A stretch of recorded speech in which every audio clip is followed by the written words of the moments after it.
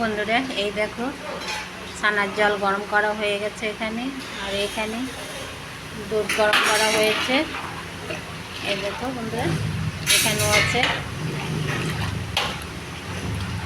এখন এই ছানার জল দিয়ে এই দুধগুলো কাটা হবে। দেখো বন্ধুরা, তোমরা যদি ঘরে যদি রসগোল্লা বানিয়ে খেতে চাও তাহলে প্রথমে ছানার জল কোথা থেকে আনতে হবে, এনে এটাকে গরম করতে হবে। গরম করে দুধ জ্বালিয়ে তারপরে ছানা কাটতে হবে। তারপর ছানা কাটার পরে জল একটু ঠান্ডা হবে, ঠান্ডা হওয়ার পরে কাপড়ে ঝুলিয়ে রাখতে হবে। জল ঝরে যাবে, জল ঝরার পরেই ওর সাথে চিনি, ময়দা আর এই ছানা দিয়ে মিক্স করতে হবে। মিক্স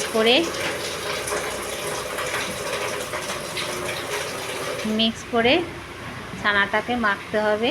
মাখার পরে গোল করে আর কড়াইতে চিনি জাল দিয়ে তারপরে ওই রসগোল্লাগুলো ছাড়তে হবে।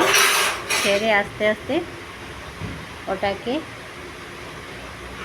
চিনি থেকে নোংরাটা বের করে নিতে হবে। তারপরেই চিনির নোংরাটা উঠানোর পরেই রসগোল্লাগুলো ছেড়ে দেবে, তাহলে ওটা ফুটালেই রসগোল্লা হয়ে যাবে। বন্ধুরা এইভাবেই রসগোল্লা বানাতে হয়। তোমরা যদি রসগোল্লা বানাতে চাও তাহলে এইভাবে এই পদ্ধতিতে রসগোল্লা বানিয়ে খাবে।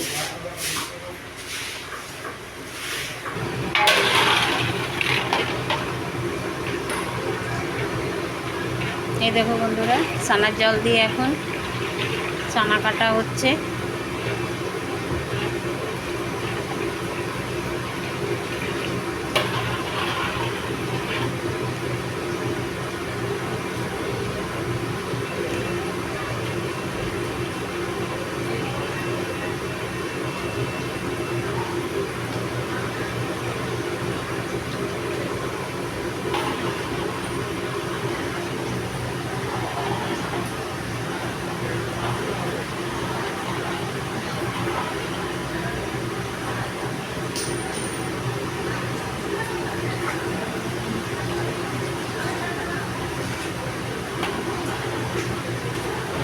এই দেখো কাটা হয়ে গেছে,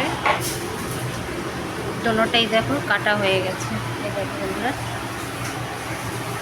তোমরা যদি রসগোল্লা খেতে চাও এইভাবে বানিয়ে খাবে। আর এই দেখো ছানা একদম রেডি।